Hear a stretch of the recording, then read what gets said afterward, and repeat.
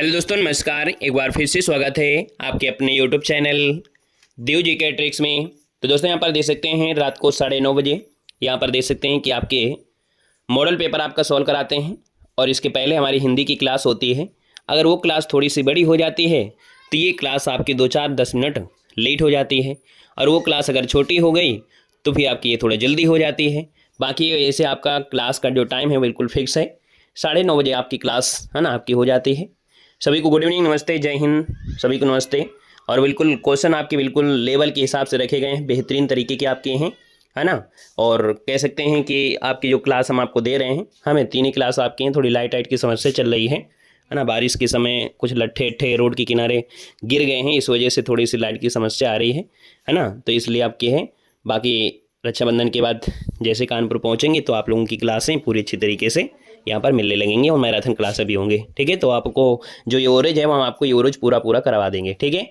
चलिए, good evening, नमस्ते, सभी को जय हिंद, गुड इवनिंग। स्टार्ट किया जाए। सुपर फास्ट तरीके से पूरी क्लास को हम लोग कंप्लीट कर लेंगे। और हमारे ऐप से नहीं जुड़े हैं तो हमारे ऐप से भी जुड़ सकते हैं, वहाँ पर भी देख सकते हैं, काफ़ी PDF आपको फ्री है।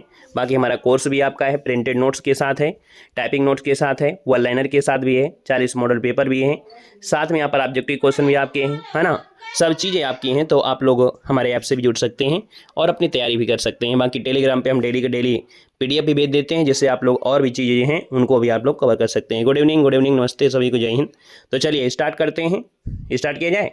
चलिए, गुड इवनिंग, खुश रहिए, हर हर महादेव, नमस्ते, जय हिंद।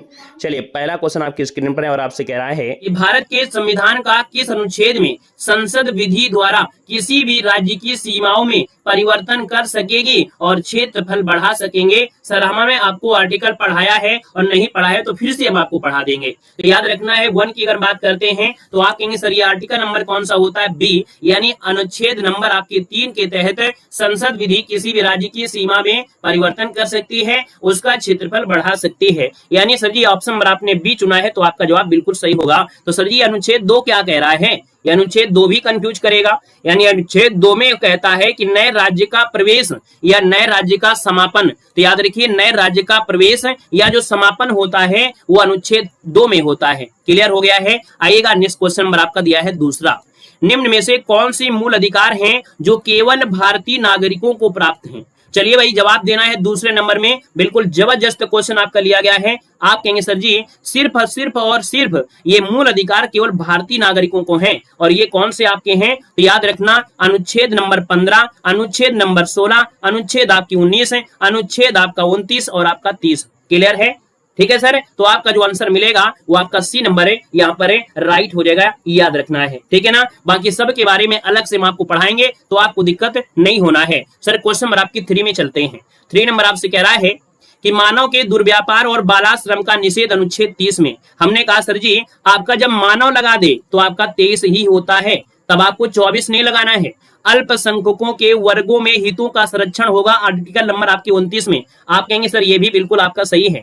संवैधानिक उपचारों का अधिकार सर जी 32 में होता है। आप कहेंगे सर बिल्कुल सही दिया गया है। फिर अगला दिया है शिक्षण संस्थाओं की स्थापना प्रशासन करने का जो अल्पसंख्यक अधिकार है वो 31 में बिल्कुल नहीं है। 31 में जो दिया है ना वो आपका क्या था? आपका जो संपत्ति का अधिकार था। कौन है? संपत्ति का जो अधिकार है, संपत्ति का अधिकार जो था वो इसी में था, और आर्टिकल नंबर आपके 19 के फर्स्ट में था।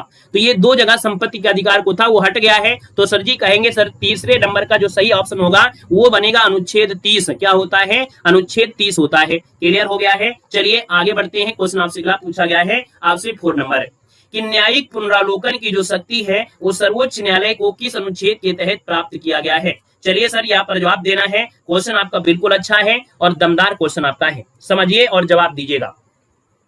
चलो भाई, सभी को जवाब देना है क्योंकि क्वेश्चन का जो तरीका है बड़े अच्छे आपके लिए गए हैं, है ना। आसान भी लगेंगे और कठिन भी लगेंगे।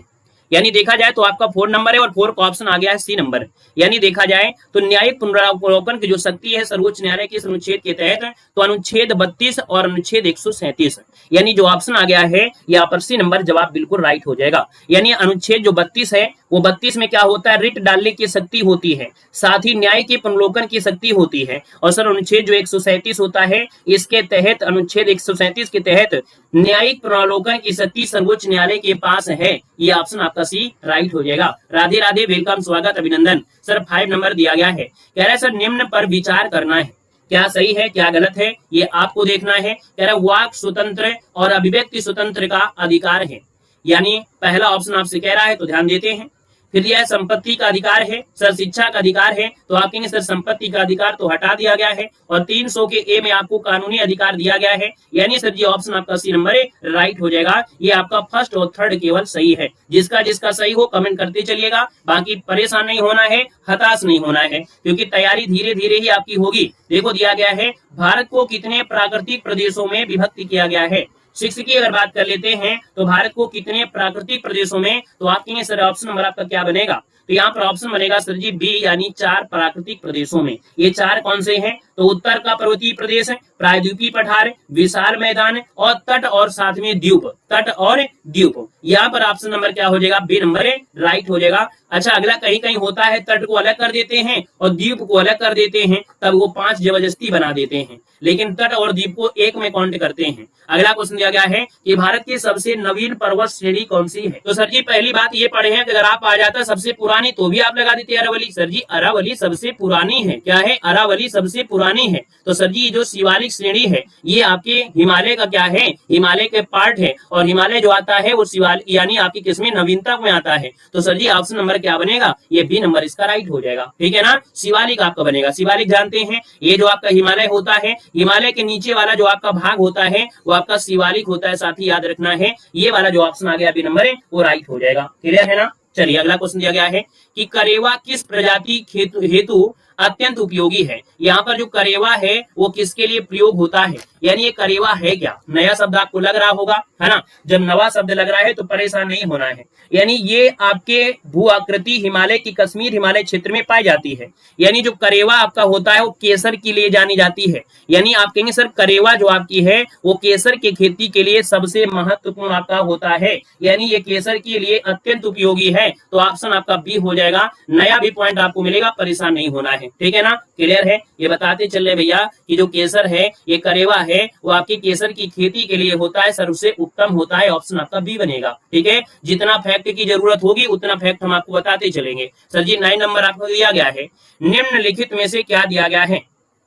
चलिए कह रहे सर जी निम्नलिखित में से कौन सा युग है जो आपका सही सुमेलित नहीं है। पहले ऑप्शन को देखना है। कह रहे सर गढ़जात की पहाड़ियां, कह रहा है सर उड़ीसा में है, गढ़जात की पहाड़ियां उड़ीसा में है। चलिए नल्ला मल्ला पहाड़ी सर जी आंध्र प्रदेश में है। चलिए सर जी दिया गया है जवादी पहाड़ियां, तो सर जी जवादी पहाड़ियां गुजरात में नहीं है, जवादी पहाड़ियां गुजरात में नहीं है, ये सर जी आपके तमिलनाडु में है। कहां पर है, आपके तमिलनाडु में है। तो भैया यहाँ पर देखिए ऑप्शन नंबर आपका क्या हो गया, सी नंबर आपका गलत हो गया। मांडो पहाड़ियां सर जी राजस्थान आपका है, तो इसका मतलब है कि मांडो पहाड़ियां राजस्थान ना होके यहाँ पर देखा जाए तो आपकी एमपी में पड़ते हैं। यानी सर इस क्वेश्चन के जवाब में आपका C+D वाला आंसर राइट हो जाएगा, याद रखना है। ठीक है ना, नोट करिएगा कि सर जो आपकी जवादी पहाड़ियां हैं तमिलनाडु में, मांडो पहाड़ी जो सर जी एमपी में, यानी इसका जवाब C+D के साथ आपका बन जाएगा।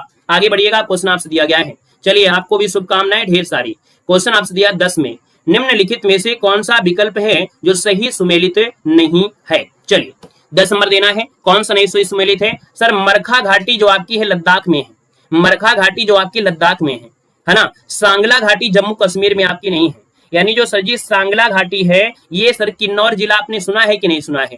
किन्नौर जिला जो आपके अंतर्राष्ट्रीय सीमा पर है, और ये सर जी हिमाचल प्रदेश में है। कहां पर है, ये जो आपकी है वो हिमाचल प्रदेश में है, और ये किन्नौर जिला आपके किसमें, बॉर्डर में आता है। क्वेश्चन बनता है तो याद रखिए ये तो आपका पड़ता है किन्नौर हिमाचल प्रदेश। युथांग घाटी आपकी सिक्किम में और जुकू घाटी आपकी नागालैंड में। क्लियर है, तो आपका जो आंसर है यहाँ पर आपका बी नंबर राइट हो जाएगा, याद रखना है। ढेर सारे पहाड़ियां हैं भाई। आइएगा अगला क्वेश्चन आपका 11 में, कह रहा है सर जी सबसे पुराना वेद कौन सा है। सबसे पुराना वेद है? सबसे आसान क्वेश्चन है। आप कहेंगे सर जी 4 ही तो कुल वेद आपके हैं और 4 वेद में सबसे पहले जो रचा गया होगा वही सबसे पुराना होगा, यानी सर जी कौन सा है? तो आपका 11 नंबर का जो ऑप्शन है वो आपका बी हो जाएगा सर, ऋग्वेद जो आपका सबसे पहले रचा गया था यानी सबसे पुराना आपका हो गया। ऋग्वेद में ईश्वर की महिमा के बारे में ही आपको मिलेगा, यानी ऑप्शन नंबर आपका बी राइट हो जाएगा। आगे बढ़ते हैं, क्वेश्चन दिया गया है कि किस वैदिक ग्रंथ में वर्ण शब्द का सर्वप्रथम नामोल्लेख मिलता है? यानी देखा जाए 12 नंबर में तो होगा ऑप्शन क्या? चलो, हमने कहा आपके हर एक लेवल को हम लेकर चलेंगे, है ना, चाहे कैसा भी आपका लेवल हो, हर जैसा आपको पूरा लेवल आपको मिलेगा। चलो, यहां पर देखा जाए तो आप लोगों में से काफी लोगों ने जवाब दे दिया है कि सर जी यहाँ पर जो सर्वप्रथम उल्लेख वर्ण का मिला था, यानी वैदिक ग्रंथ में वर्ण शब्द जो आया है ये सबसे पहले किसमें है? तो 12 का ऑप्शन बनेगा ए नंबर, ये सर ऋग्वेद में ही है, यानी फर्स्ट नंबर राइट हो जाएगा, ऋग्वेद इसका आंसर राइट हो जाएगा। क्लियर है? ऋग्वेद में 10वां मंडल है जिसमें पुरुष सूक्त में सर्वप्रथम शूद्र शब्द मिला है, यानी ऋग्वेद का जो 10वां मंडल है और 10वें मंडल में जो पुरुष सूक्त है, पुरुष सूक्त में ही शूद्र शब्द का जो मिलता है वर्णन, क्या मिलता है? जो शूद्र शब्द का मिलता है वर्णन वो इसी में आपको मिलता है। आगे बढ़ते हैं, क्वेश्चन दिया गया है सर, सूची फर्स्ट को सूची सेकंड से सुमेलित करना है। ये वैदिक समय की नदियां हैं और आधुनिक नाम दिया गया है, यानी सर अगर हम बात करते हैं मिलान करने के लिए तो कुंभा किसको कहते हैं? कुंभा जो कहते हैं वो किसको कहते हैं? काबुल को। मिलान करिए, कुंभा काबुल, और मिलान करिए। परुष्णी किसको कहते हैं? रावी को कहते हैं, मिला दीजिएगा। सर सदानीर किसे कहते हैं? तो आप कहेंगे सर गंडक को कहते हैं। सर सतुद्री कहते हैं तो आपके सतलज को कहते हैं। बस बन गया आपका जवाब, हो गया ना? अच्छा ये बताओ चिनाव नदी का क्या बोलते हैं? चिनाव नदी जो आपकी है, चिनाव नदी को क्या कहते हैं? जल्दी कमेंट करो। चिनाव नदी को क्या कहते थे? ब्यास नदी को क्या कहते थे? ये जो आपके बच्चे एक दो उनको बता दो, ब्यास नदी क्या बोलते थे? चलो भैया यहाँ पर झेलम नदी भी बता दो, झेलम नदी भी बता दीजिएगा। यानी चिनाव नदी होता है, चिनाव को अस्कनी कहते थे और ब्यास को विपाशा कहते थे, और भैया झेलम को बोलते थे वितस्ता, है ना, हेड स्पीच जो आपका था। आगे बढ़िएगा, क्वेश्चन दिया गया है, कह रहे सर जी भारतीय प्रतीक पर जो उत्कीर्ण है सत्यमेव जयते वो कहां से लिया गया है? यानी जो सर सत्यमेव जयते आपका है ना, ये कहां से लिया गया है? 14 का ऑप्शन आपको देना है। चलिए 14 की बात करते हैं, जवाब आपके पास है, मुंडक उपनिषद आ गया है, यानी सत्यमेव जयते हैं। 14 का ऑप्शन बनेगा सी नंबर है, ये मुंडक उपनिषद से आपका लिया गया है। सर जी कठोपनिषद क्या है? तो कठोपनिषद भी एक शब्द सुना होगा जिसमें यम और नचिकेता का संवाद मिलता है। ये अगर क्वेश्चन आया है तो इसको याद रखना है, जो एक आपने पढ़ा होगा, कभी न कभी पढ़ा होगा, कठोपनिषद। क्या पढ़े हैं? कठोपनिषद जो आपने पढ़ा है, ये कठोपनिषद में क्या किया गया है? जो आपके यम थे और कौन थे साथ में? यम के साथ साथ जो आपके थे यहाँ पर आपके नचिकेता, कौन है? नचिकेता। तो इनके बीच जो आपका संवाद है, इनके बीच जो आपका संवाद है वो आपके कठोपनिषद में आपको मिलता है, याद रखना है। क्लियर हो गया है? सर जी यहाँ पर आगे बढ़ते हैं कि गौतम बुद्ध का जो जन्म हुआ था ये कब हुआ था? 15 नंबर में। ये तो आसान क्वेश्चन है, गौतम बुद्ध का जो जन्म है ये जो हुआ था ये कब हुआ था? चलिए जवाब आ गया है, 15 का ऑप्शन नंबर हो जाएगा, 563 ईस्वी पूर्व में हुआ था। कहां पर हुआ था? तो लुम्बिनी में आपका हुआ था, है ना, कपिलवस्तु के निकट लुम्बिनी में हुआ था। सर जी इनके पिता का नाम क्या था? यानी जब आपसे पूछे सर जी पिता का नाम क्या था तो आप कहेंगे सर शुद्धोधन। कौन से कुल के थे? तो सर जी शाक्य कुल के थे। कौन से? तो आपके शाक्य कुल के थे। क्योंकि आपसे क्वेश्चन पूछेगा तो यही पूछेगा सर जी कौन से कुल से हैं, तो आप कहेंगे सर ये शाक्य कुल से हैं। क्लियर है? इनकी जो माता थी वो आपकी कोली वंश की कन्या थी। क्लियर है? 16 वर्ष की उम्र में इनकी शादी हो गई थी। कितने उम्र में? 16 वर्ष की उम्र में शादी हो गई थी। ठीक है, किससे हुई थी? तो यशोधरा से हुई थी, यशोधरा से हुई थी। काम खत्म, आगे बढ़िएगा। कह रहे सर महाराष्ट्र के किस सुधारक को लोकहितवादी कहा जाता है? 16 नंबर आपको जवाब देना है कि सर महाराष्ट्र के किस सुधारक को लोकहितवादी कहते हैं। यानी सर अगर हम बात कर लेते हैं आपके ऑप्शन का तो आपका आंसर क्या हो जाएगा? एक एक क्वेश्चन आपको समझते हुए चलना है। हमने कहा सर जी कि लोकहितवादी, महाराष्ट्र के लोकहितवादी जो कहा जाता है 16 नंबर में, ये कहते हैं आपके गोपाल हरि देशमुख को। किसको? गोपाल हरि देशमुख को कहते हैं। याद रखना, जिसको ऑप्शन आ रहा है डी नंबर बिल्कुल सही हो जाएगा। क्लियर है? आगे बढ़िएगा, क्वेश्चन दिया गया है कि सर 1843 के एक्ट 5 में किस बात को गैर कानूनी बना दिया गया था? यानी देखा जाए 1813 के समय जो एक्ट 5 आया था तो किस बात को गैर कानूनी बना दिया गया? 17 नंबर आपसे कह रहा है। ये समय किसका चल रहा है? एलन बरो का। किसका चल रहा है? एलन बरो का चल रहा है, एलन बरो का चल रहा है। जिन लोगों ने नहीं देखा है हमारी हिस्ट्री की क्लासें वो देख लीजिएगा, प्लेलिस्ट में अपडेट कर दिया है, यानी जो आपके गवर्नर जनरल जितने हैं सब कुछ आपको मिलेंगे। एलन बरो का नाम आया है और जैसे नाम आया है इसका मतलब है कि 17 नंबर का ऑप्शन क्या हो जाएगा सर, ये गुलामी है। यानी सर जी जो गुलामी है, इन्होंने कहा गुलामी जो है ये गैर कानूनी है, यानी ऑप्शन नंबर आपका डी राइट हो जाएगा। एलन बरो के कार्यकाल में एक्ट जो 5 था, एक्ट 5 का जो संबंध है वो था सती प्रथा, जो आपका है किससे, तो आपकी जो आपका है गुलामी प्रथा है, यानी गुलामी इसका जो आंसर है यहाँ पर आपका राइट हो जाएगा। सर जी और भी कुछ आपका है क्या? गुलामी को गैर कानूनी बना दिया था, क्या दिया है? गैर कानूनी शब्द दिया है, गैर कानूनी बना दिया गया है, कानूनी नहीं गैर कानूनी। बाकी यहाँ पर देखा जाए तो इनमें सती प्रथा आपकी 1929 में जो कि आपके लॉर्ड विलियम बेंटिंग आए थे, है ना, 1929 में जो सती प्रथा के लिए आए थे वो आपके लॉर्ड विलियम बेंटिंग आए थे, याद रखना है लॉर्ड विलियम बेंटिंग आए थे। वहीं पर और भी अगर बात करें हिंदू विधवा पुनर्विवाह, वो 1856 में कैनिंग आया था, ठीक है ना। आगे बढ़िएगा, क्वेश्चन दिया गया है सर भारतीय राष्ट्रीय कांग्रेस की स्थापना जो किया था वो किसने किया था?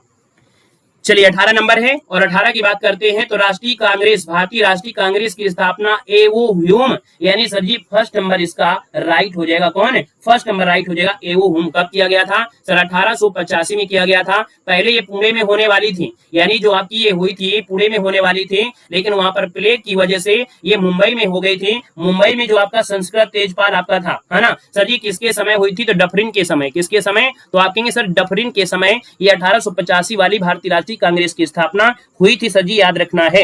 एक क्वेश्चन आप बता दीजिएगा 40 नंबर का अधिवेशन कहां हुआ था? 40 नंबर का जो कांग्रेस का अधिवेशन हुआ था वो हुआ था कहां पर?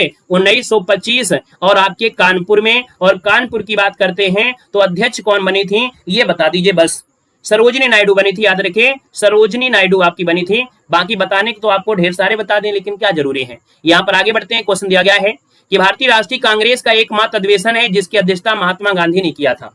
तो चलिए यहाँ पर 19 नंबर दिया है और 19 की अगर बात कर लेते हैं तो आपका जवाब आ गया है सर जी 24 वाला, यानी सर जी बेलगांव अधिवेशन है। और बेलगांव अधिवेशन ये कर्नाटक पड़ता है, गांधी जी ने यहाँ पर अध्यक्षता किया था। लेकिन अगर हम बात करते हैं सर जी 38 वाले में, तो 38 वाले में किसने किया था?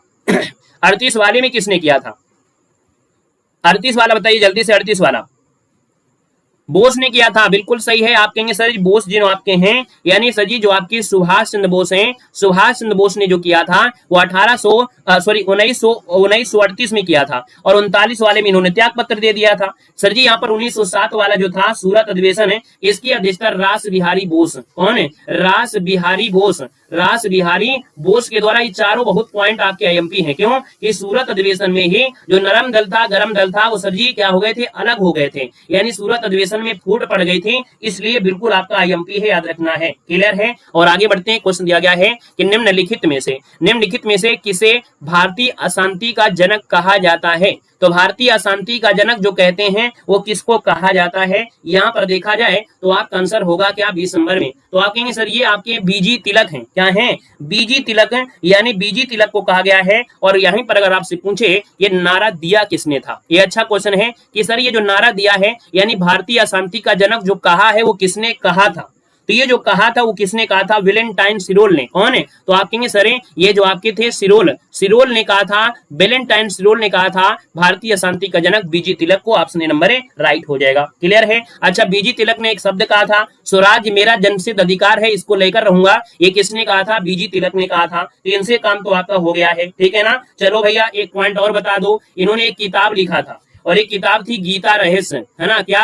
गीता रहस्य। गीता रहस्य इनकी किताब है और ये जो लिखा था वो कहां पर लिखा था? मांडले जेल में लिखा था। कहां पर है? तो आप कहेंगे सर मांडले जेल जो आपका है, मांडले जेल में इन्होंने लिखा था। याद रखिए इतने ढेर सारे आपके आईएमपी पॉइंट आपके हैं। आगे बढ़िएगा सर, स्वागतम में संधि आपको करना है। स्वागतम में जो संधि है वो आपकी है कौन?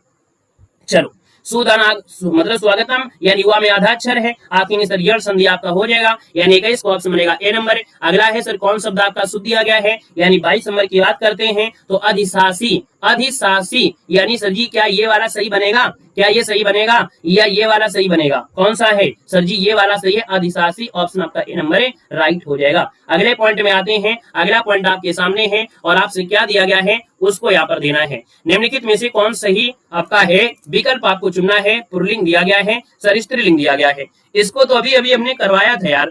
देखो भैया यहाँ पर दिया है साहब मेम को, है ना, मेम साहब, ये अभी अभी करवाया था, मेम साहब। पिता का हो जाएगा माता, हाथी का हो जाएगा हथनी, और सांप का हो जाएगा सर यहाँ पर सांपिन। क्लियर है? तो अभी आपको करवाया गया था जो मैराथन क्लास थी। स्थावर का पूछा विलोम क्या होता है, तो सर जी स्थावर का विलोम होता है जंगम। जंगम कहाँ है? ऑप्शन आपका डी हो जाएगा। स्थावर मतलब होता है स्थिर होता है। सर जी आग का पर्यायवाची कौन सा नहीं है, यानी आग का पर्यायवाची कौन सा नहीं है आपको देना है। अरे कबो कबो पढ़ लिया करो थोड़ा सा, जब अच्छे तरीके से हो, जीके क्वेश्चन भी आपके अच्छे हैं तो पढ़ाई कर लिया करो, नींद थोड़ी देर बाद में लिया करो, सो जाते हो जल्दी से। बताओ ये सोने का कोई टाइम है? देखो आग का पर्यायवाची कौन सा नहीं है, यानी 25 की बात करते हैं तो आग का मतलब होता है अनल, आग का सर जी पावक है, कृषाणु है, लेकिन व्योम नहीं है। व्योम आपका होता है नभ, है ना, यानी आपका जो अंबर आपका होता है उसका होता है। ठीक है भैया, यहाँ तक आपका हो गया, यानी आकाश तक आपका हो गया होगा। क्लियर है? अगला पॉइंट दिया गया है कि किसानों के लिए किसान क्रेडिट कार्ड योजना लाई गई थी। क्या लाई गई थी? किसानों के लिए जो किसान क्रेडिट योजना है ये लाई गई थी। और ये सर जी कब लाई गई थी? तो आप याद रखना है 1998 से 1999 इकोनॉमिक्स की क्लास में हमने, आज मैराथन की क्लास में हमने आपको बताया था। तो सर जी यहाँ पर देखा जाए तो ये नंबर इसका राइट हो जाएगा। ठीक है ना? आगे बढ़ लेते हैं। अगला पॉइंट आपसे दिया है उत्तर प्रदेश कृषि अनुसंधान परिषद जो आपके स्थित है वो आपकी कहाँ पर है? चलो याद रखिए, उत्तर प्रदेश कृषि अनुसंधान परिषद बोले तो आप कहेंगे सर जी ये लखनऊ में है। कहां पर है? ये सर जी आपके लखनऊ में है, यानी आपका जो आंसर बनेगा वो सर जी आपका डी नंबर है, राइट हो जाएगा, डी नंबर आपका हो जाएगा। क्लियर है? अगले क्वेश्चन में आते हैं कि भारत में न्यूनतम समर्थन मूल्य का निर्धारण कौन करता है? ये आपको बताया गया था, आप देख सकते हैं आपका आंसर क्या हो जाएगा। भारत में न्यूनतम समर्थन मूल्य यानी एमएसपी, इकोनॉमिक्स की क्लास में पढ़ाया है कि नहीं पढ़ाया है? यानी जितने लोग यहाँ पर जुड़े हैं अगर इकोनॉमिक्स की क्लास नहीं लिए हैं तो 100 सुनार की एक लोहार की, यानी इकोनॉमिक्स की 2 घंटे की क्लास में आप हर एक क्वेश्चन सॉल्व कर पाओगे अगर इकोनॉमिक्स की क्लास देख लेते हो तो। सर न्यूनतम समर्थन मूल्य यानी जो एमएसपी होता है इसका निर्धारण जो करते हैं वो आपके कृषि लागत और मूल्य आयोग करता है। यानी सर जी ऑप्शन नंबर आपका फर्स्ट नंबर है, राइट हो जाएगा, फर्स्ट नंबर है। आगे बढ़ लेते हैं। क्वेश्चन दिया है नेपा नगर जिस उद्योग के लिए जाना जाता है वह आपका है कौन? चलो भाई यहाँ पर बताना है नेपा नगर किस उद्योग के लिए जाना जाता है। यानी 44 की बात करते हैं तो आपका आंसर होगा क्या? नोट कर लीजिएगा। 44 में आप कहेंगे सर ये अखबारी कागज है, यानी अखबारी कागज के लिए सबसे बड़ी जगह पूछ ले तो आपको बताना है नेपा नगर ही बताना है। यानी सर जी 44 को ऑप्शन जो आ गया है आपका डी नंबर है, राइट हो जाएगा, डी नंबर आपका बन जाएगा। क्लियर हो गया है? ठीक है भाई, आगे बढ़ लेते हैं। राष्ट्रीय विकास परिषद का गठन कब हुआ था? लो भैया ये भी क्वेश्चन आपका आ गया है, यानी इकोनॉमिक्स के सभी क्वेश्चन मिल गए एक ही मॉडल पेपर में। तो सर जी याद रखना है, हाँ अखबारी कागज एमपी में, नेपा नगर एमपी में है। सर जी राष्ट्रीय विकास परिषद है और गठन जो आपका हुआ है ये 6 अगस्त याद रखना। क्या रखना है? 6 अगस्त याद रखना है। राष्ट्रीय विकास परिषद है यानी 6 अगस्त 1952 की इसकी स्थापना हुई थी। और सर जी इसके जो अध्यक्ष होते हैं वो कौन होते हैं?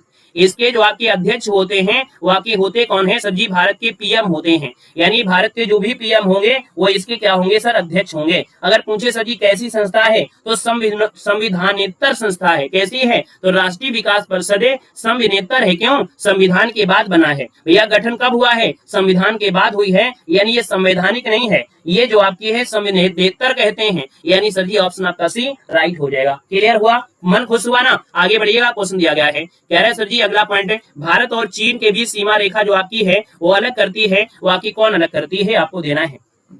चलो हाँ, एक क्लास सुबह मॉर्निंग में भी आपकी होती है। ठीक है, देखो दिया है भारत और चीन की सीमा रेखा को अलग करती है, यानी सर जी ये मैक-मोहन रेखा है। मैक-मोहन रेखा यानी ऑप्शन आपका जिसका भी आ रहा है बिल्कुल सही जवाब इनमें से यहाँ पर राइट हो जाएगा। मैक-मोहन रेखा बिल्कुल सही हो जाएगा। ठीक है ना? ये डूरंड रेखा जो आपकी है भारत और डूरंड रेखा ये पाकिस्तान और अफगानिस्तान के बीच में आपकी वर्तमान में पाकिस्तान और अफगानिस्तान के मध्य में आती है। ठीक है ना? और कुछ रेड क्लिफ रेखा भारत और पाकिस्तान के बीच आती है। ठीक है ना? आगे बढ़िएगा। क्वेश्चन आपसे पूछा गया है संयुक्त राष्ट्र संघ की स्थापना कब हुई थी? बताइएगा, बड़ा जोर वाला क्वेश्चन है, दमदार क्वेश्चन है। बताइएगा कि सर जी जो संयुक्त राष्ट्र संघ है इसकी स्थापना जो हुई थी ये कब हुई थी? 57 नंबर आपसे दिया गया है। यानी सर जी 24 अक्टूबर तो सभी में लगा मिलेगा, लेकिन डेट आपको याद रखना है 1945। यानी सर जी ऑप्शन जो आपका बनेगा 24 अक्टूबर 1945 को हुई थी। हेडक्वार्टर कहां पर है? इसका जो हेडक्वार्टर है वो सर जी कहां पर है?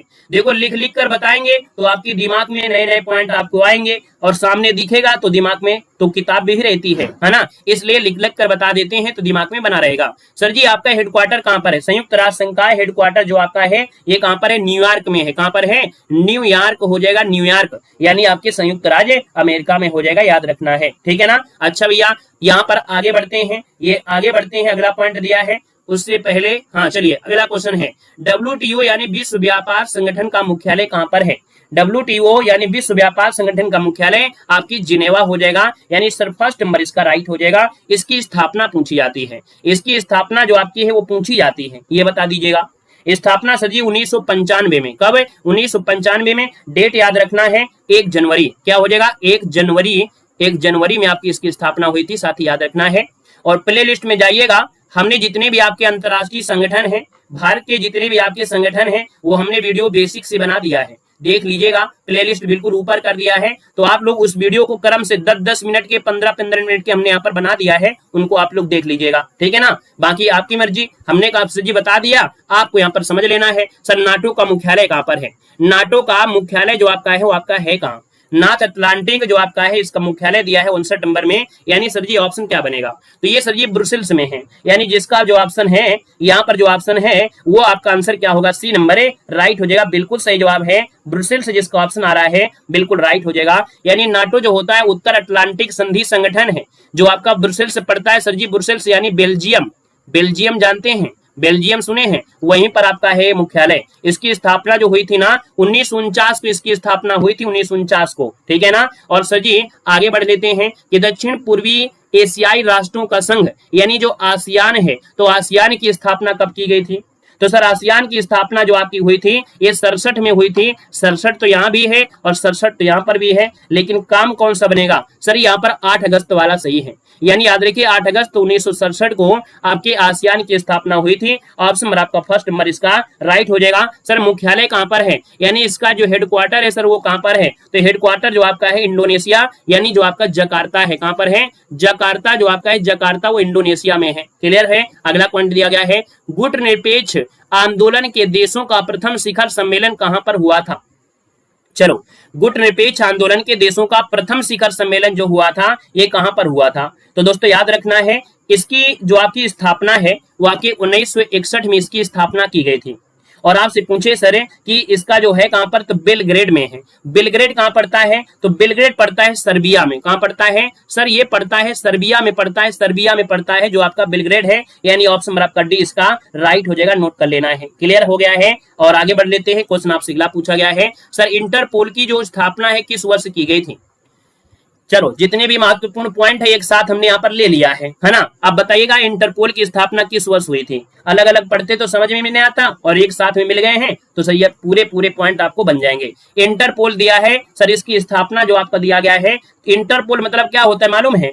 अंतरराष्ट्रीय आपराधिक पुलिस संस्था, अंतरराष्ट्रीय आपराधिक पुलिस संस्था होती है। स्थापना सर जी 1923 में हुई थी, जो भी ऑप्शन लगा हो, यानी ऑप्शन आपका सी हो जाएगा। सर इसका मुख्यालय कहां पर है? तो इंटरपोल का मुख्यालय कहां पर है? लियोन में है। कहां पर है? तो सर जी इसका मुख्यालय जो आपका है वो है लियोन में। और लियोन जो पड़ता है सर जी वो कहां पड़ता है? तो आपके फ्रांस में पड़ता है। कहां पर है? आपके फ्रांस में पड़ता है, ठीक है ना। आगे बढ़िएगा, क्वेश्चन आपसे दिया गया है कि अंतरराष्ट्रीय परमाणु ऊर्जा अभिकरण का मुख्यालय कहां पर है?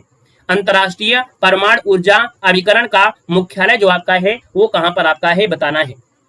चलिए 63 में अंतरराष्ट्रीय परमाणु ऊर्जा अभिकरण यानी सर वियना, कहां पर है? वियना, यानी ऑप्शन नंबर आपका हो जाएगा बी नंबर है, वियना हो जाएगा। वियना कहां पड़ता है? ऑस्ट्रिया में। कहां पड़ता है? तो सर ऑस्ट्रिया जो आपका है ऑस्ट्रिया में पड़ता है, जो आपका वियना है, याद रखना है। स्थापना 1957 में की गई थी। स्थापना 1957 अगर पूछे तो 29 जुलाई 1957 की स्थापना हुई थी। अगला है सर अंतरराष्ट्रीय न्यायालय का मुख्यालय कहां पर है? तो सर अंतरराष्ट्रीय न्यायालय का मुख्यालय कहां पर है? तो याद रखना है ये है हेग, और हेग पड़ता है नीदरलैंड में, यानी सर जी आप कहेंगे शहर का नाम है हेग हो जाएगा, ठीक है ना। और स्थापना पूछ ले तब तो आप कहेंगे सर 1946 में हो गई थी। 1946 पूछे तो आपको 3 अप्रैल बता देना है। सर जी 3 अप्रैल 1946 को अंतरराष्ट्रीय न्यायालय का मुख्यालय यानी इसकी स्थापना हुई थी, याद रखना है। क्लियर है। और दुबई में क्या है? तो दुबई में सर जी क्या है? दुबई में अंतरराष्ट्रीय क्रिकेट परिषद यानी आईसीसी जो आपका है अंतरराष्ट्रीय क्रिकेट परिषद का जो मुख्यालय है वो दुबई में है, याद रखना है, ठीक है ना। आगे बढ़िएगा, क्वेश्चन दिया गया है आईओसी अंतरराष्ट्रीय ओलंपिक समिति का जो मुख्यालय है वो आपके कहां पर है? तो अंतरराष्ट्रीय ओलंपिक समिति का मुख्यालय कहां मिलेगा? 65 नंबर दिया है। तो आप कहेंगे सर इसका मुख्यालय तो आपके लोसाने है। लोसाने कहां पड़ता है? स्विट्जरलैंड में पड़ता है। कहां पड़ता है? तो आपके स्विट्जरलैंड में पड़ता है, याद रखना है, स्विट्जरलैंड में पड़ता है। क्लियर हो गया है। स्थापना की बात करते हैं तो इस समिति की स्थापना हुई थी 1894 में आपकी हुई थी, याद रखना है, ठीक है ना। तो एक साथ हमने इनको ले लिया था, वो कवर हो गए। आगे बढ़िएगा, क्वेश्चन दिया गया है सर अंतर्राष्ट्रीय सीमा शुल्क दिवस कब मनाते हैं? चलो बताइएगा कि अंतर्राष्ट्रीय सीमा शुल्क दिवस जो मनाते हैं ये कब आपको मनाते हैं, यहाँ पर आपको जवाब देना है। आपका जो आंसर बनेगा इनमें से सर जी राइट इनमें से क्या हो सकता है? तो हमने कहा सर अंतर्राष्ट्रीय सीमा शुल्क दिवस है, यानी अगर हम बात करते हैं तो इसका जवाब आप दे सकते हैं। चलो भाई थोड़ा और पढ़ लीजिएगा, है ना, थोड़ा बहुत ही महत्वपूर्ण आपका जो पॉइंट आपके बचे हैं वो अभी आपको इसमें मिलेंगे, अभी खत्म नहीं हुए हैं, तो इनको आप अभी पढ़ लीजिएगा। सर यहाँ पर अगर हम बात कर लेते हैं कि सर जी अंतर्राष्ट्रीय जो सीमा शुल्क दिवस है, यानी देखा जाए 94 नंबर जवाब लगभग सबके शामिल हो चुके हैं, यानी आपका आंसर हो जाएगा सर अंतर्राष्ट्रीय सीमा शुल्क, अंतर्राष्ट्रीय सीमा शुल्क है। जवाब दीजिए भाई, किसी को तो आए 26 जनवरी, बिल्कुल सही बात है 26 जनवरी, यानी आपका जवाब बिल्कुल सही है। आपकी गठन हुआ था ये 26 जनवरी 1953 को हुआ था। इसका जो आपका गठन है ये गठन हुआ था अंतर्राष्ट्रीय सीमा शुल्क का 26 जनवरी 1953, इसलिए 26 जनवरी याद रखना है, ठीक है। अगला दिया गया है, कह रहे सर जी कि ग्लाइकोलिसिस तथा केब्र चक्र की प्रक्रिया क्रमशः कहाँ संपन्न होती है? ये साइंस से क्वेश्चन थोड़ा सा है, समझने की जरूरत है, याद रखिएगा। यहाँ पर 96 नंबर में जो आपका क्वेश्चन है इसका आंसर डी हो जाएगा, जो साइटोप्लाज्मा और माइटोकॉन्ड्रिया, यानी जो ग्लाइकोलिसिस होता है वो साइटोप्लाज्म में होता है और केब्र चक्र की जो प्रक्रिया है वो माइटोकॉन्ड्रिया में होती है। ये वाला क्वेश्चन आपका बहुत आईएमपी है और बार बार पूछा गया है, साथी याद रखना है, ठीक है ना। आगे बढ़िएगा, क्वेश्चन दिया गया है, कह रहा है ग्लूकेगॉन हार्मोन्स का जो स्रावण है अग्न्याशय की किस कोशिका से होता है? सर 97 की बात करते हैं तो अग्न्याशय की जो अल्फा कोशिका होती हैं, अग्न्याशय की जो अल्फा कोशिका होती हैं उससे ग्लूकैन नामक हार्मोन्स होता है और बीटा कोशिका से इंसुलिन हार्मोन्स और गामा किरणों से साइटोसिन जो आपका होता है, यानी सर जी इसका ऑप्शन फर्स्ट बनेगा। बीटा मत लगा देना, बीटा वाला जो होता है ना, बीटा वाला जो आपका होता है, बीटा वाला भी अलग होता है, वो भी आपको मिलेगा, अलग मिलेगा। बीटा वाला कोशिका में इंसुलिन वाला होता है, कोशिका में जो इंसुलिन का स्राव होता है वो बीटा वाला होता है। अगला देखो दिया गया है, कौन सा आपका असत्य है पहचान करना है। एटमोमीटर क्या होता है भाई? एटमोमीटर जो दिया है, एटमोमीटर है, कह रहा है वायु वेग को मापता है। एटमोमीटर सर जी वायु वेग को मापता है, तो हमें तो नहीं लग रहा है सर जी, ऑप्शन गलत करिएगा। एटमोमीटर होता है वाष्पीकरण का मापन। क्या होता है इसको नोट कर लीजिएगा, वाष्पीकरण, यानी वाष्पीकरण जो आपका होता है, यानी पेड़ पौधे जो आपके होते हैं वो कितना पेड़ का वाष्पीकरण कर रहे हैं, कितना पेड़ की जरूरत पड़ती है पानी की, उसका मापन करते हैं वाष्पीकरण यानी एटमोमीटर। अल्टीमीटर ऊंचाई मापक है। विस्कोमीटर किसी तरल की श्यानता मापता है। जैरोस्कोप कोणीय वेग का मापन करता है। सर आपका आंसर क्या गलत था? ये आपका ए नंबर गलत था। अब देख सकते हैं कितने अच्छे अच्छे क्वेश्चन आपको मिलेंगे। यहां पर क्वेश्चन की बात करते हैं आपके 99 में, देखो दिया है 5 मीटर लंबे व्यक्ति को, है ना, 5 मीटर लंबा व्यक्ति है और अपना संपूर्ण प्रतिबिंब देखने का उसको मन कर रहा है, तो भैया आवश्यक दर्पण की न्यूनतम ऊंचाई क्या होती है? इस बात को याद रखना है। अगर व्यक्ति है 5 मीटर का तो उसको उसके शरीर उसकी लंबाई का आधा यानी 2.5 मीटर आपका होना जरूरी है। अगर वो 10 फुट का होगा तो 5 फुट का कांच होना चाहिए। अगर वो 50 फुट का है तो 25 फुट का होना चाहिए, यानी उसके शरीर का आधा होता है, यानी सर जी ऑप्शन ए हो जाएगा। और अगले क्वेश्चन में आते हैं, निम्न में से किसके द्वारा सर्वप्रथम रुधिर दाब का मापन किया गया था? यानी सर जी रुधिर का दाब का जो मापन है वो सबसे पहले जो किया गया था, रुधिर दाब का मापन है वो भैया किसके द्वारा किया गया था? बता सकते हैं, बताया भी गया है, क्वेश्चन आप दे सकते हैं। हर एक क्वेश्चन आप लोगों के लिए बेहतर से बेहतर होगा। तो देखिए यहाँ पर 100 नंबर है, 100 का ऑप्शन हो जाएगा। सर ये है आपके स्टीफन हेल्स, नाम सुने हैं? स्टीफन हेल्स हैं जिन्होंने रुधिर दाब का मापन किया। विलियम हार्वे अलग भाई, विलियम हार्वे ने रुधिर परिसंचरण किया था भाई, कहां भूल रहे हो? विलियम हार्वे हैं ये रुधिर परिसंचरण, रुधिर परिसंचरण ये किया था भैया, और रुधिर दाब दिया है, और दाब दिया है तो स्टीफन हेल्स भी नाम आपका है। इसका ऑप्शन जो बनेगा बी नंबर राइट हो जाएगा सर जी, याद रखना है। अगले पॉइंट में आते हैं। अगला पॉइंट जो दिया है वो गद्यांश दिया गया है। गद्यांश है वैज्ञानिक के बारे में। गद्यांश आप लोग सोल्व कर लीजिएगा, बोलो तो हम सोल्व भी करा दें, कोई दिक्कत है नहीं है। पीडीएफ टेलीग्राम पे हम भेज देंगे, टेलीग्राम से आप लोग डाउनलोड कर लीजिएगा, ठीक है ना। आइएगा नारी के बारे में, तो नारी है ना, नारी के बारे में भी है, गद्यांश पढ़ लीजिएगा। आइएगा नेक्स्ट पॉइंट में। नेक्स्ट पॉइंट जो आपका है, हमारी क्लास के अंत में कुछ ना कुछ पॉइंट होते हैं भैया, उसके पहले अभी आपको करंट अफेयर भी तो पढ़ना है। करंट अफेयर आपको देखना है। सर भारत ने ईरान से भारतीय नागरिकों को निकालने के लिए कौन सा ऑपरेशन शुरू किया था? बताइए जल्दी से, कमेंट करिएगा। आप लोगों का इतना प्यार मिल जाता है ना कि थकान तो बहुत दूर की बात है ना। चलो लगता है पढ़ाते रहो, बस गला ना खराब हो, बस और कोई दिक्कत नहीं है। देखो भारत ने ईरान से भारतीय नागरिकों को निकालने के लिए एक ऑपरेशन शुरू किया था। सर जी इस ऑपरेशन का नाम था ऑपरेशन सिंधु। ऑप्शन लगाइएगा सी नंबर, ऑपरेशन सिंधु बनेगा। किसके द्वारा the stars light the way नामक किताब लिखी गई है? ये किताब लिखी गई है सुजेता राज खन्ना के द्वारा। ऑप्शन आपका बी राइट हो जाएगा। बाकी 6 बजे हम आपको करंट अफेयर की क्लास देते हैं, वहां पर आप बहुत अच्छी तरीके से देते हुए हैं। सर जी अगला क्वेश्चन है कि किस देश ने बान जलवायु परिवर्तन 2025 का आयोजन किया है? बताइएगा किस देश ने बान जलवायु परिवर्तन 2025 का आयोजन किया है? यहाँ पर जो आंसर होगा सर वो आपका होगा क्या? तो 3 की बात करते हैं तो सर ये आपका जर्मनी है। ऑप्शन सी हो जाएगा, जर्मनी ने किया है। अगला है कि प्राकृतिक आपदाओं की निगरानी के लिए झांग हेंग 102 नामक उपग्रह लॉन्च किया है। यानी आप इतना ही याद रख लेना, झांग हेन ये क्या है, जो प्राकृतिक आपदा होती है उनकी निगरानी के लिए किया गया है। और ये किया है सर जी चीन। नाम ही ऐसा लग रहा है कि चीन वालों का झांग मांग है ना। अगला क्वेश्चन दिया गया है कि हाल ही में निल्लई एस मुथु का निधन हो चुका है। सर ये आपके थे क्या? तो ये थे एक वैज्ञानिक थे। क्या थे? एक वैज्ञानिक थे। ऑप्शन आपका बी बनेगा। अगला क्वेश्चन दिया गया है किस दिन विश्व सिकिल सेल दिवस मनाते हैं? चलिए किस दिन विश्व सिकिल एनीमिया दिवस जो आपका होता है ना, तो किस दिन विश्व सिकिल सेल दिवस मनाते हैं? सर ये मनाते हैं 19 जून को। ऑप्शन ए बनेगा 19 जून। 13वां आईसीसी महिला वनडे विश्व कप 2025 का आयोजन कहां पर किया गया है? चलिए बताना है 7 नंबर में कि सर जी जो 13वें नंबर का आईसीसी महिला वनडे विश्व कप 2025 है, इसका जो आयोजन है वो आपका कहां पर किया गया है? तो याद रखना है ये भारत में भी हुआ था, श्रीलंका में भी हुआ था। यानी सर जी ऑप्शन आपका बनेगा सी नंबर है। उपयुक्त में से दोनों जगह आपका हुआ है। अगला देखो दिया गया है मेघालय ने राज्य बजट का कितने प्रतिशत स्वास्थ्य के लिए आवंटित किया है, जो कि भारत में सर्वाधिक है? बड़ा अच्छा क्वेश्चन आपका दिया गया है। मेघालय आपको याद हो गया होगा सोनम वाले से।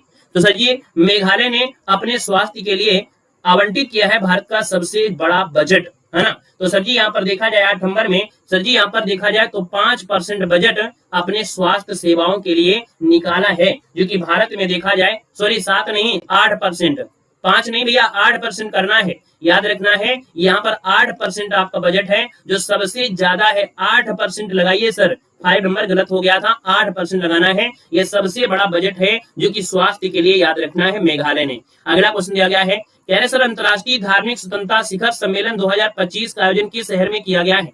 काफी अच्छा क्वेश्चन आपका दिया गया है। यहाँ पर हम बात कर लेते हैं सर अंतर्राष्ट्रीय धार्मिक स्वतंत्रता शिखर सम्मेलन, इसका जो आयोजन है वो आपको कहां पर किया गया है?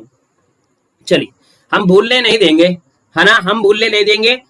यूट्यूब में कई प्रकार की समस्या आ जाती हैं, कई प्रकार की न्यूज आती हैं, लेकिन जो न्यूज बार बार मिलेगी उसको काहे भूलेंगे, है ना। देखो अंतर्राष्ट्रीय धार्मिक स्वतंत्रता शिखर सम्मेलन है, इसका जो आयोजन किया गया है वो नैरोबी में किया गया। सर ऑप्शन आपका हो जाएगा नैरोबी बनेगा। अगला क्वेश्चन दिया गया है कि इजराइल के खिलाफ जवाबी हमले के लिए किस देश ने ऑपरेशन टू प्रॉमिस 3 शुरू किया है? 10 नंबर का जो ऑप्शन है सर जी आपका सी हो जाएगा, ईरान ने शुरू किया है जवाब देने के लिए इजराइल को ऑपरेशन टू प्रॉमिस, यानी सर जी ऑप्शन आपका सी नंबर है, राइट हो जाएगा। ये आपके करंट अफेयर आपके रहे हैं। लास्ट में जो आपको हम देते हैं वो देते हैं क्या? पाचन क्रिया वाली, यानी लास्ट में बिल्कुल पच जाएगा ऐसी चीज हम आपको यहाँ पर दे रहे हैं। तो भैया फटाफट यहाँ पर कुछ पॉइंट आप लोग सुपरफास्ट तरीके से पढ़िएगा, वन लाइनर होंगे, ज्यादा समय नहीं लेंगे, बिल्कुल आराम से क्वेश्चन होंगे, दिमाग में छपेंगे, बहुत भयंकर नहीं होंगे। भारत का सबसे कम पढ़ा लिखा राज्य कौन सा है? तो कहेंगे सर जी ये बिहार है। कौन है? बिहार है। अपनी लैंग्वेज में आपको ये क्वेश्चन मिलेंगे। भारत का सबसे शाकाहारी राज्य, तो कहेंगे सर जी राजस्थान है। भारत का सबसे शिक्षित राज्य कौन है? तो केरल है। भारत में सबसे शिक्षित डिजिटल हिसाब से, क्या डिजिटल के हिसाब से अगर पूछे तो सर जी अब आपका गोवा हो गया है। कौन है? तो गोवा डिजिटल के हिसाब में आपका 2nd नंबर का हो गया है केरल के बाद, है ना। यहाँ पर आगे बढ़ते हैं। कह रहा है सर जी भारत का सबसे अच्छा जनसंख्या वाला, सबसे ज्यादा जनसंख्या वाला उत्तर प्रदेश होगा। भारत का सबसे ज्यादा शराब पीने वाला राज्य सर जी छत्तीसगढ़ आपका है। भारत का सबसे मांसाहारी राज्य तेलंगाना है। भारत का 5वां सबसे बड़ा राज्य गुजरात है। जब सर जी गांधी जी की लंगोटी पूछी जा सकती है तो क्या ये क्वेश्चन क्या कोई बहुत तूफान तोड़ो हैं? ये तो उनके आगे हल्के फुल्के हैं, काहे नहीं है हल्के फुल्के, है ना। तो इनको भी याद रखना है। जो आपको सर जी दारू और शराब मदिरा काहे पढ़ा दियो? जब लोग गांधी जी की लंगोटी पूछी जा सकती है तो दारू भी पूछी जा सकती है। सर भारत का 4था सबसे बड़ा राज्य कौन है, तो आपके उत्तर प्रदेश है। और सबसे बड़ा जो आपका दिया गया है, देखो ये चौथा था, और यहाँ पर भारत में सबसे बड़ा तो सर जी राजस्थान आपका हो जाएगा। एमपी सेकेंड नंबर में आपको मिलेगा, महाराष्ट्र थर्ड नंबर में, चौथा आपका यूपी है। सर अगला है कि पूरब की ओर बहने वाली नदियां हैं, और पूरब की ओर बहने वाली नदियां कौन होंगी, तो कृष्णा का गोदाम। हम नहीं जानते हैं ट्रिक क्या होती है, लेकिन याद रखना है, यहाँ पर स्क्रीनशॉट लेना है तो आप लोग ले सकते हैं। कृष्णा का गोदाम यानी ये आपकी बह रही है कहां पर है, तो ये बह रही है आपकी पूरब की ओर, यानी यहाँ पर बहने वाली नदियां हैं ये कृष्णा है ना, कृष्णा और भैया कावेरी,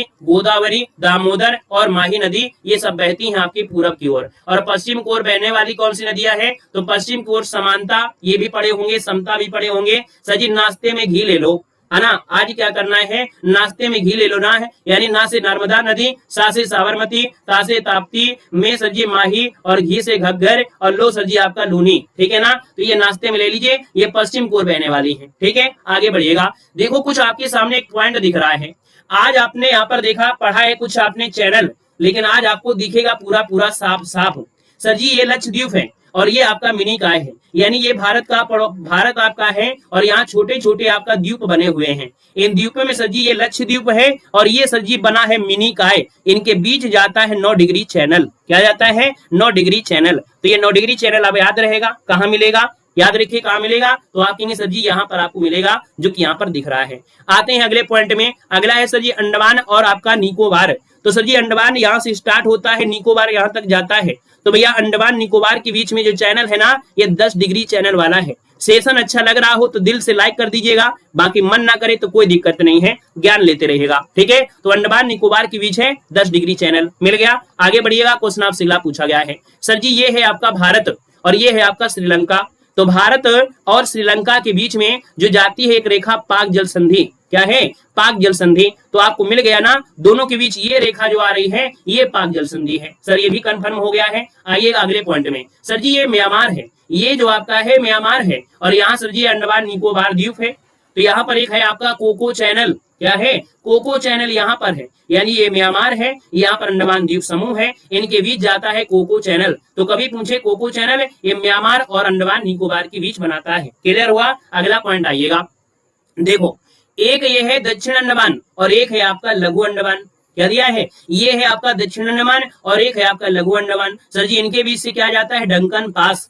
यानी बार बार ऑप्शन में आपको मिला होगा, लेकिन आज आपको मिल गया कि सर डंकन पास जो आपका चैनल है, ये आपके दक्षिण अंडमान और आपके लघु अंडमान के बीच में जाने वाला ये आपका चैनल है। स्क्रीनशॉट लेते चलिएगा भाई। अगला पॉइंट आपके सामने है, कह रहे सर जी ये तो डंकन पास है, ये देखो डंकन पास है, ये देखो डंकन पास कहां पर है, दक्षिणी वाला और लघु वाला। लेकिन यहीं से अगर हम यहाँ पर आते हैं तो सर जी जो निकोबार है और सुमात्रा है, निकोबार है और जी आपका जो सुमात्रा है, तो यहाँ पर हम थोड़ा सा क्या करते हैं, पेन ले लेते हैं। तो याद रखना है, यहाँ पर जो आपका दिया है सुमात्रा, तो सुमात्रा और आपके निकोबार के बीच में ग्रेट चैनल है। कौन है, ग्रेट चैनल है, यानी आपको ये भी पता चल गया होगा सर, है ना, क्लियर हो गया है।